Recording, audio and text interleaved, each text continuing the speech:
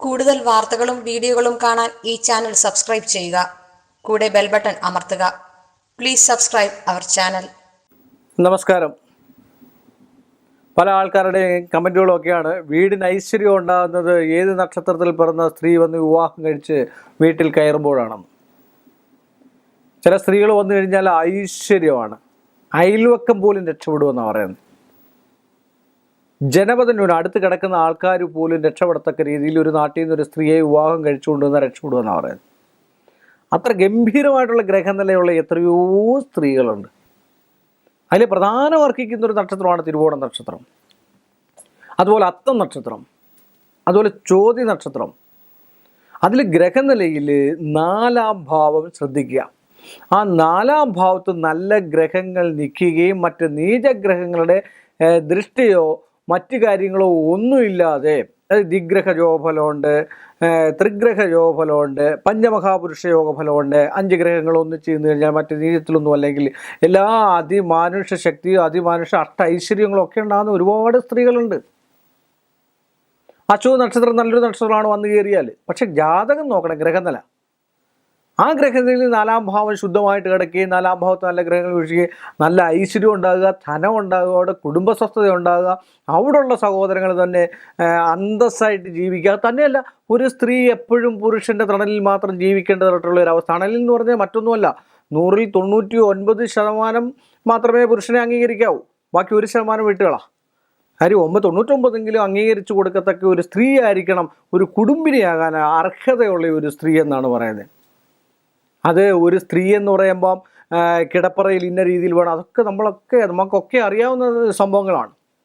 അപ്പോൾ അതിൽ 4-ാമിടത്ത് നല്ല ശുദ്ധമായിട്ടുള്ള ഗ്രഹം വരിക, 4-ാമിടത്ത് വ്യാഴം വരിക, ചന്ദ്രനും വ്യാഴം കൂടെ ഒന്നിച്ച് നിൽക്കുക, കേസരി യോഗബലം ഉണ്ടാകുക, രാജയോഗബലം ഉണ്ടാകുക. ഇങ്ങനെയൊക്കെ വന്നു കഴിഞ്ഞാൽ ആ സ്ത്രീ അവിടം കൊണ്ട് ഐശ്വര്യമാണ്. അവിടെ ആ ഇരിപ്പിടം തന്നെ ഐശ്വര്യമാണ്.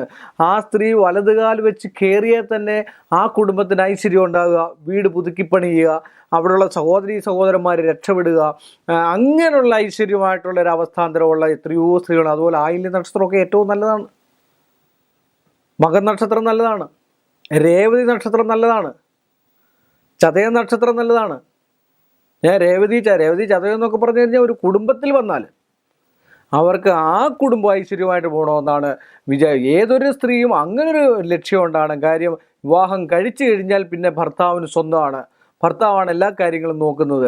അങ്ങനെ ഉത്തരവാദിത്തമുള്ളൊരു ഭർത്താവായിരിക്കണം വേണ്ടത്. മറ്റു രീതിയിലൊന്നും പോകാത്ത നല്ല സ്വഭാവത്തോടു കൂടിയ ആ സ്ത്രീയെ സ്നേഹിക്കാൻ കഴിവുള്ള, ആ സ്ത്രീക്ക് എല്ലാ കാര്യങ്ങളും നമുക്ക് എല്ലാം ചെയ്തു കൊടുക്കത്തക്ക രീതിയിലുള്ളൊരു ഭർത്താവായിരിക്കണം എപ്പോഴും ഒരു സ്ത്രീക്ക് അഭികാമ്യം. ഒരു സ്ത്രീയും പ്രതീക്ഷിക്കുന്നത് അതാണ്, ഒരു തുണ, ഒരു സംരക്ഷണം, അവരുടെ ധനം, അവരുടെ ഇംഗിതങ്ങൾ, അവരുടെ സന്തോഷങ്ങൾ തിരിച്ചതുപോലെ ചെയ്യണം.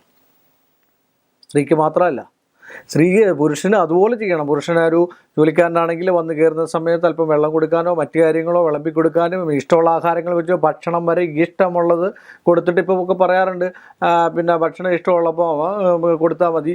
അതിൻ്റെ ഒരു പോസിറ്റീവിൽ ചിന്തിക്കുന്ന ആൾക്കാരാണ്, പ്രാക്ടിക്കലായിട്ട് ചിന്തിക്കുന്ന ആൾക്കാരാണ്. വിശക്കുമ്പോൾ എടുത്ത് കഴിച്ചോളുക എന്നൊക്കെ പറഞ്ഞ്. പക്ഷേ പോസിറ്റീവിലും പ്രാക്ടിക്കലുമായിട്ടൊക്കെ ചിന്തിച്ച രാജാക്കന്മാരും പണ്ഡിതന്മാരും പണ്ഡിത ശ്രേഷ്ഠന്മാരും ഒക്കെ ഉണ്ട്. അവരുടെയൊക്കെ കുടുംബജീവിതം നന്നായിട്ടേ പോയിട്ടുള്ളൂ, ഒരു സംശയമില്ല. അപ്പം ഞാൻ പറഞ്ഞു വന്നത് എന്താണെന്ന് ചോദിച്ചാൽ, ഇങ്ങനെയുള്ള നക്ഷത്രക്കാർ ആ വീട്ടിൽ വന്ന് കയറിയാൽ സർവ്വ ഐശ്വര്യങ്ങളും അഷ്ടഗുണങ്ങളും തികഞ്ഞതായിട്ടുള്ള ഒരു ഐശ്വര്യം ഉണ്ടാകാനുള്ള സാധ്യതയുണ്ട്. മറ്റ് നക്ഷത്രങ്ങൾക്ക് എന്തെങ്കിലും കുഴപ്പം കാണുകൂടെ. അപ്പോൾ ഐശ്വര്യമുള്ളൊരു സ്ത്രീ വന്നു കഴിയുമ്പോഴത്തേക്ക് ആ കുടുംബം രക്ഷപ്പെടും. ആ ഭൂമിയിലുള്ളതായിട്ടുള്ള അത് എന്തിനു പറയുന്നു, കായ്കനികൾ പോലും ഒരു എന്താ പറയുക, ഒരു ചെടി വെച്ചാൽ പോലും പൂ കായ്ച്ച് സുന്ദരമാവും. മറ്റേ നേരത്തെ വിട്ടുള്ള ഒരു വാസ്തു സംബന്ധമായിട്ടുള്ള വിഷയം വന്നു കഴിയുമ്പോഴോ എന്തെങ്കിലും കുഴപ്പമുണ്ടെങ്കിൽ ഒരു ചെടി വെച്ചാൽ പോലും ഒരു പൂ പോലും ഉണ്ടാകത്തില്ല ചില വീട്ടിലൊക്കെ. സ്ത്രീകളുടെ അവിടുത്തെ ശുദ്ധവും വൃത്തി അറിയണമെങ്കിൽ അവരുടെ അടുക്കള നോക്കിയാൽ അറിയാവുന്നതാണ് പറയുന്നത്, അവർ കാലും കൈയും നോക്കിയാൽ അറിയാവുന്നതാണ് പറയുന്നത്, ശുദ്ധത്തിൻ്റെ വൃത്തിയുടെയും കാര്യങ്ങളൊക്കെ. ഇതിങ്ങനൊക്കെ നമ്മൾ മനുഷ്യർക്കൊക്കെ അറിയാവുന്ന, പക്ഷേ ഇതൊക്കെ പ്രാവർത്തികമാക്കുക എന്നുള്ളത് ഇച്ചിരി ബുദ്ധിമുട്ടുള്ള കാര്യമാണ്. അതുകൊണ്ട് ഇതൊക്കെ ഒന്ന് പ്രാവർത്തികമാക്കിയാൽ ആ കുടുംബത്തിന് ഐശ്വര്യം ഉണ്ടാവും. ഐശ്വര്യം ഉണ്ടാകാനല്ലേ ജീവിക്കുന്നേ. എപ്പോഴും നമ്മൾ ഒരാളെ കുത്തി നോവിക്കുകയും മറ്റു കാര്യങ്ങളും ഒന്നും അല്ലാതെ ഒരു അന്യോന്യം പരസ്പര സ്നേഹം, ഇഷ്ടം, പ്രേമം, ഇതൊക്കെയാണ് ഒരു കുടുംബത്തിന് വേണ്ടിയത്. അപ്പോൾ അങ്ങനെ ആലോചിച്ച് രണ്ടു കൂട്ടരും അങ്ങോട്ടും ഇങ്ങോട്ടും ആലോചിച്ച് ഒരു ഏക താല്പര്യത്തിൽ മുന്നോട്ട് പോയി കഴിഞ്ഞാൽ ഇങ്ങനെയൊക്കെയുള്ള സ്ത്രീകൾ വന്ന് കയറിയാൽ ആ കുടുംബം തന്നെ രക്ഷപ്പെടും, സംശയമില്ലാത്ത. അത് അയൽവക്കത്ത് പോലും ഐശ്വര്യം ഉണ്ടാകും, സംശയമില്ലാത്ത കാര്യമാണ്.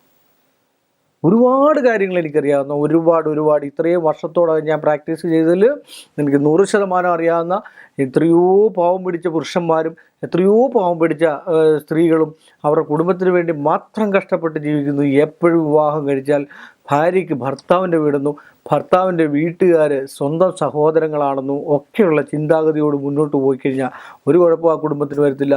സർവ്വ ഐശ്വര്യങ്ങളും ഉണ്ടാവും.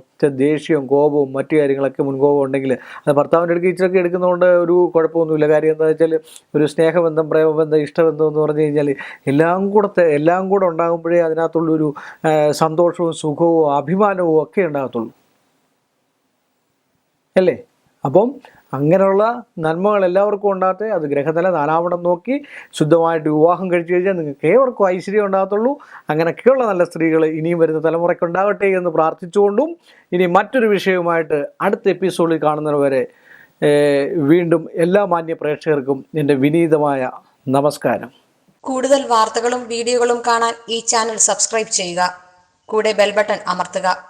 Please subscribe our channel.